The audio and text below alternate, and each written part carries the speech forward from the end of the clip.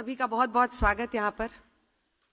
सबसे अच्छी बात यह है कि अब मेरी प्रशंसा इतनी कर दी गई है इस मंच से कि मुझ पर पूरा दबाव बनाया गया है।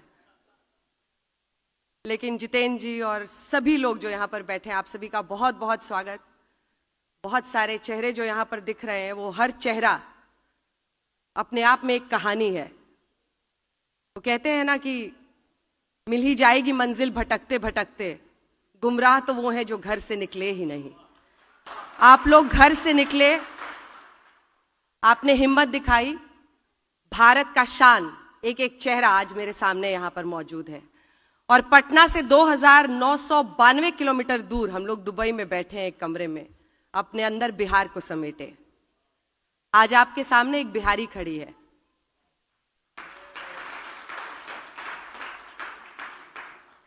और एक अलग ही गर्व की अनुभूति होती है इस बात पर। एक और शेर इस पर याद आ गया कि उस शख्स को कोई गिरा नहीं सकता जिसने चलना ही ठोकरों से सीखा। हम लोग बिहार में शुरुआती जिंदगी में शायद इतनी मुश्किलों का सामना कर लेते हैं कि पत्थर से फौलादी होकर सड़क पर निकलते हैं कि जो भी होगा उससे कम ही होगा, फिर रास्ता खुद ही आसान हो जाता है। आरव है, कहाँ है आरव? हाँ, यहाँ बैठे हैं आरव।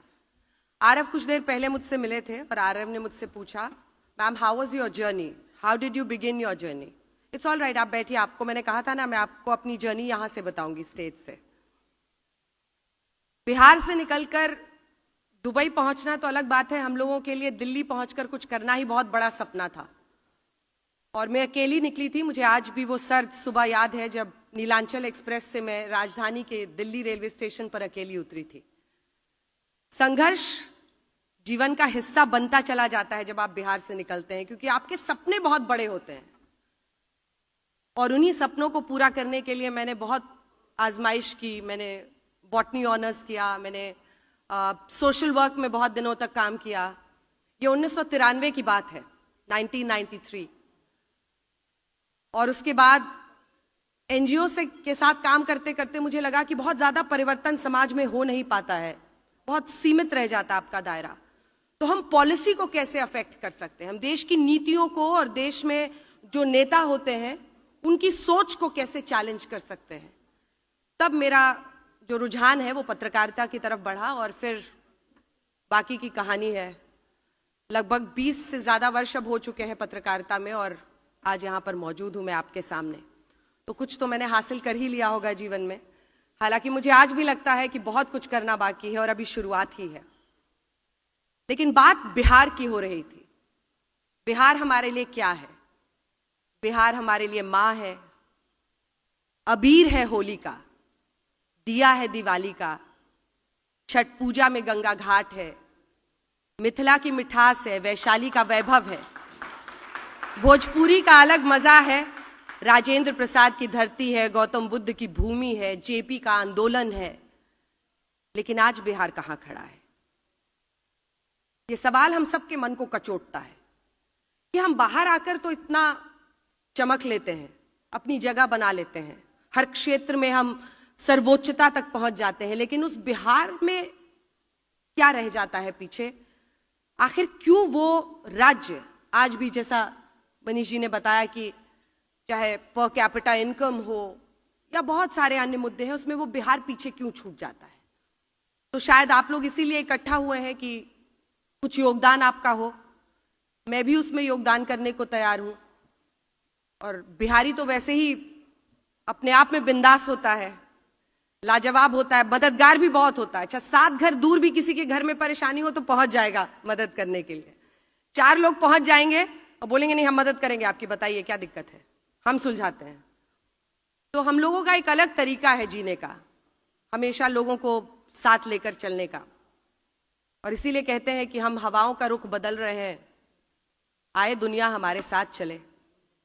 एक बात जो मुझे लगता है कि शायद जिस पर हम सबको सोचने की जरूरत है, वो ये है कि जो लोकतांत्रिक व्यवस्था या जो चुनावी व्यवस्था बिहार में रही, क्या वो सिर्फ इसके लिए जिम्मेदार है या फिर जितना हम सबको करना था उसमें भी कहीं कमी रह गई? क्योंकि ज्यादातर जो लोग काबिल रहते हैं वहां पर व्यवस्था की कमी, इंफ्रास्ट्रक्चर की कमी की वजह से बेहतर अपॉर्चुनिटीज की तलाश में वहां से निकल जाते हैं। लेकिन शायद this is a platform from where we can give back to Bihar, तो इसीलिए मैं इसमें शामिल भी हुई कि जिस तरह से भी मदद मैं कर सकती हूँ या इसका हिस्सा बन सकती हूँ उसमें मैं जरूर आपके सामने रहूंगी। हाँ, ये बात जरूर है कि जब चुनाव कवर करूंगी तो निष्पक्ष होकर करूंगी, क्योंकि यहाँ आने के बाद मुझे धीरे धीरे लोगों की पॉलिटिकल एफिलिएशंस पता चले। लेकिन उन सब के बावजूद बिहार को लेकर हम सब के दिल में बहुत ईमानदारी है और उसमें कोई शक नहीं कर सकता है। तो अक्सर मेरी आदत ये होती है कि लोग सवाल पूछें और मैं उसका जवाब दूं, तो इसीलिए मैंने निवेदन किया था कि अगर आप लोगों के मन में कोई सवाल है तो आप लोग पूछ सकते हैं। लेकिन बिहार पर कैसी कैसी भ्रांतियां हैं वो सुनिए। बिहार के लोगों के बारे में क्या क्या बोला जाता है। कुछ लोग जो अच्छे रहते हैं, Bihari is a very cute यार, बहुत लोग तो बड़ा क्यूट मानते हैं हमें। फिर कुछ लोगों को बड़ा लगता है कि इनके बोलने का अंदाज बड़ा अलग होता है, बड़ा गा गा के बोलते हैं। फिर आपको कॉम्प्लीमेंट भी मिल जाएगा, अच्छा आपकी आवाज से नहीं लगता कि आप बिहार की। मैं कहती हूँ मैं हूं बिहार की। फिर बिहार के लोगों के बारे में और भी तरह तरह की भ्रांतियां हैं कि वो दिमाग से नहीं काम करते हैं या अनकूथ होते हैं, अनसिविक होते हैं। तरह तरह की लोगों ने स्टीरियोटाइप्स फैलाई हुई है, जिसका मुकाबला मैंने भी दिल्ली यूनिवर्सिटी में किया, क्योंकि मेरी कॉलेज की सारी पढ़ाई दिल्ली से ही हुई। तो कई बार बोलते थे कि हाँ तुम बिहारी ही रहोगे, कहते थे हाँ हम बिहारी ही रहेंगे, और बहुत गर्व से कहते थे। तो आज मुझे लगता है कि सब कुछ बदल रहा है, लोगों की सोच बदल रही है, लोगों की राय भी बदल रही है, और वो इसलिए क्योंकि हम लोगों ने बड़ी मेहनत से ये मकाम हासिल किया है। हम लोगों ने अपनी जिंदगी में सब कुछ न्योछावर करके इस मकाम पर पहुंचा है। तो आरव जैसे सभी बच्चों से मेरा संदेश यही है, इतना गर्व करो अपने बिहार से होने का, उस मिट्टी का। वो माटी बेशकीमती है। कोई नेता, कोई पिछड़ापन उस माटी की खूबसूरती को हमसे नहीं छीन सकता है। वो माटी की खूबसूरती हमारे ललाट पर चमकती है हम जहां भी जाते हैं, और वही हमारी ताकत है। जब हम किसी भी क्षेत्र में बहुत अच्छा करते हैं तो आरव वही हमारी ताकत है। तो जीवन की शुरुआत हम सब बिहारियों की ऐसे होती है कि कैसे कोई रास्ता मिल जाए, बस एक मौका मिल जाए, लेकिन उस एक मौके की कीमत हम बिहारी ही समझते हैं, और वहां से एक सर्वोच्चता का सफर शुरू होता है। तो मैं अब बस अंत करती हूँ अपनी बातों का। मुझे लगता है कि ये एक बहुत अच्छी पहल है आईपीएफ, जिसके जरिए लोगों को जोड़ रहे हैं, और ये बिहार चैप्टर तो एकदम ही अनूठा है, क्योंकि इससे बहुत ताकत मिलेगी। आरा के भी लोग दिख रहे हैं मुझे।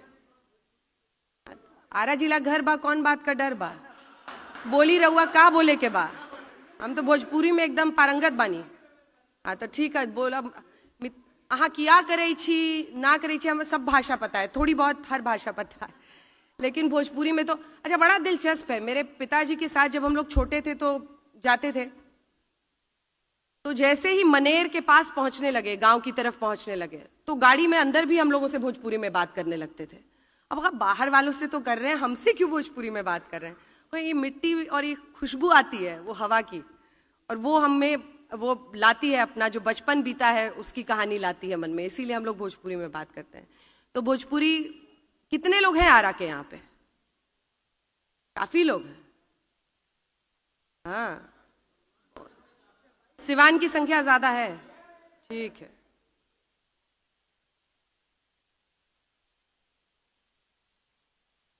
आजकल चंपारण मीट खूब बन रहा है, दिल्ली में भी मिल रहा है। लेकिन जहां भी जाइए खूब ऐसा उदाहरण बनिए कि लोग बिहार का नाम, वैसे भी आप सब लोग इतना गौरवशाली बना ही रहे हैं, और मैंने भी इस प्रोफेशन को इसी तरह से ट्रीट किया। मतलब इस प्रोफेशन में मैं आई तो ये मेरा बिहार बन गया और मैं इसकी पटना बन गई, उसी में दिल समा गया है और अब उसी में आगे बढ़ रही हूँ। तो मुझे लगता है कि जहां भी हर क्षेत्र में आप लोग हैं यूं ही चमकते रहिए, और मेरी शुभकामनाएं इस पूरे फोरम के साथ कि आप लोग ऐसे ही नाम रोशन करें, और कुछ बिहार में ऐसा हो कि हम शायद एक दिन ये बोलें कि पर कैपिटा इनकम हो, डेवलपमेंट हो, उस पूरे इंडेक्स में बिहार लीड करे भारत को, जैसा एक वक्त पर हम शिक्षा के क्षेत्र में करते थे। बहुत धन्यवाद आप सभी का।